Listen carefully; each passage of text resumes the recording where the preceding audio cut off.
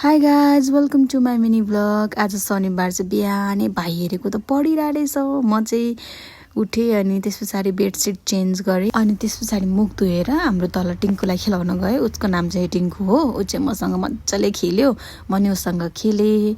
तर खेलेर मात्र के गर्नु, ऊ त भित्र जानै मान्दैन। खेलिसकेपछि हेर्नु न, मैले तानेको तनक्क बनाएर अनि नुहाएँ है। अनि त्यस पछाडि तातो पानी खाएँ अनि त्यसलाई टिङ्कु त नुहाउँदै रहेछ। मैले रोज लिएर आएँ तलबाट अनि रोज राखेँ। मलाई चाहिँ एकदम मनपर्छ क्या यसरी रोज राख्न। अनि आफूले र टिङ्कुले माम खाएर हल्का स्किन केयर गरेँ भन्दा पनि सिरम र मोइस्चराइजर मात्र हो। अनि त्यस पछाडि म चाहिँ जन्जिरे ड्रामा हेर्दैछु क्या। अहिले पाकिस्तानी ड्रामा हो, एकदमै राम्रो छ। म चाहिँ त्यो ड्रामा हेर्दै आफ्नो डेली रुटिनहरू फलो गर्दै गरेँ है। त्यस पछाडि करेन्ट पनि बनाएर खाएँ अनि त्यस पछाडि फेरि ड्रामा हेर्दै हेर्दै खाइरहेको छु क्या अघिदेखि। राति चाहिँ याङबेन थियो। हजुरहरूलाई कतिलाई याङबेन थाहा छ कमेन्ट गर्नुहोस् ल।